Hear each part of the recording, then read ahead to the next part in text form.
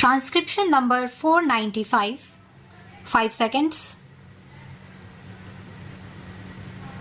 Start. The food situation has been eluding solution for a long time.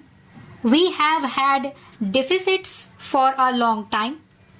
We have had to import 3 to 5 million tons a year.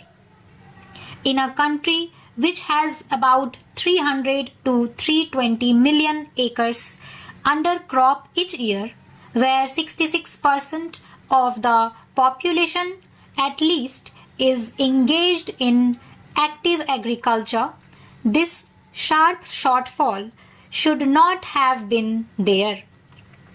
It is a challenge to us. It is a challenge to the whole population.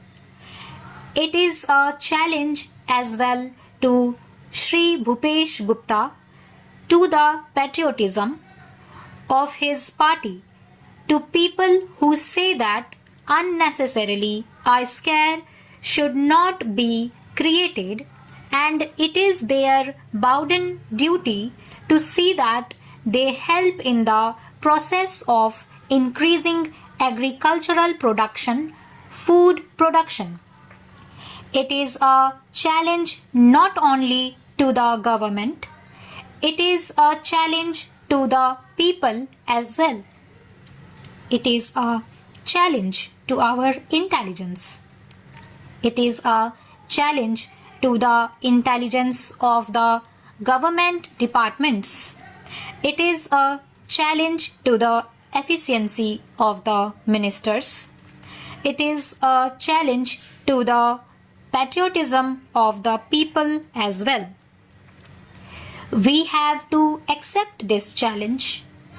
After all, you cannot go on continuing imports from foreign countries for a long time.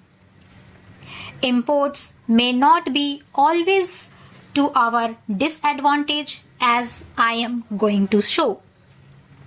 As the House knows, PL 480 is not entirely to our disadvantage because those PL 480 funds are used or deposited within the country and are used to our benefit on a corresponding amount being deposited by the government.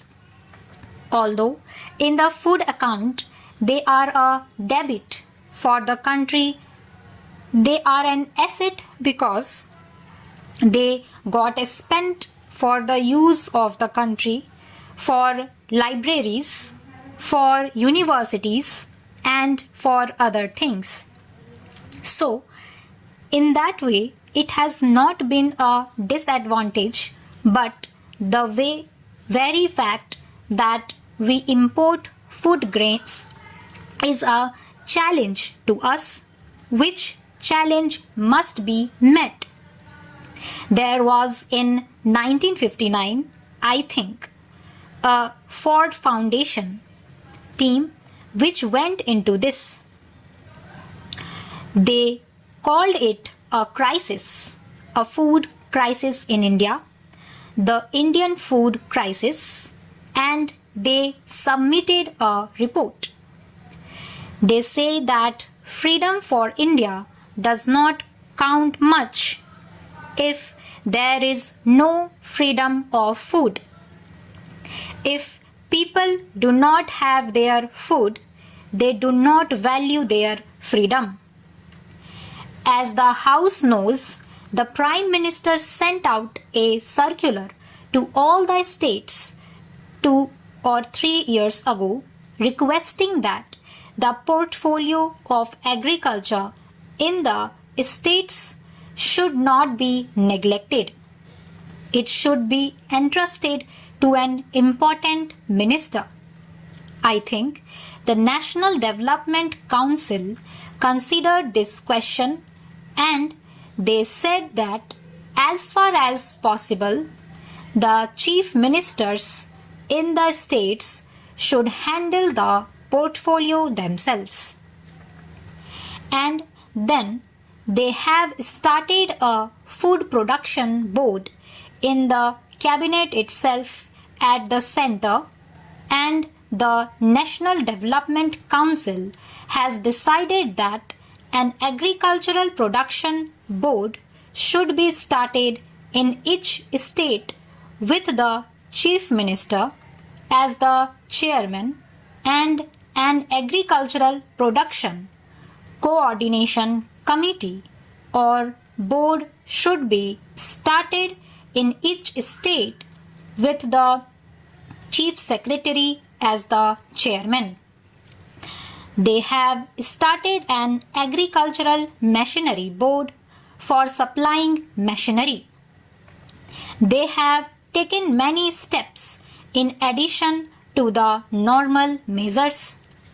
The government have been doing their very best in this regard.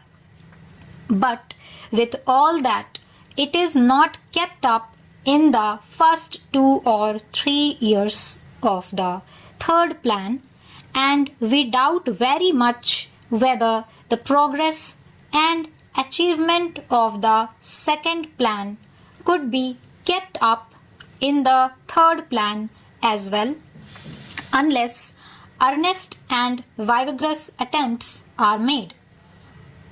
I wish to throw out my own suggestions in this regard. They may not be very pleasant, but I wish to be excused because I am speaking from experience. Madam, the first thing is that so far as the producing agency is concerned, its voluntary interest and its enthusiasm must be won. For instance, in industrial labor relations, we go out of the way to invite labor and give it even participation in the management and to do everything for labor. This is just to see that the industrial relations are good and the industrial output will be increasing day by day. Should we not show some consideration for this producing agency, namely the farmer?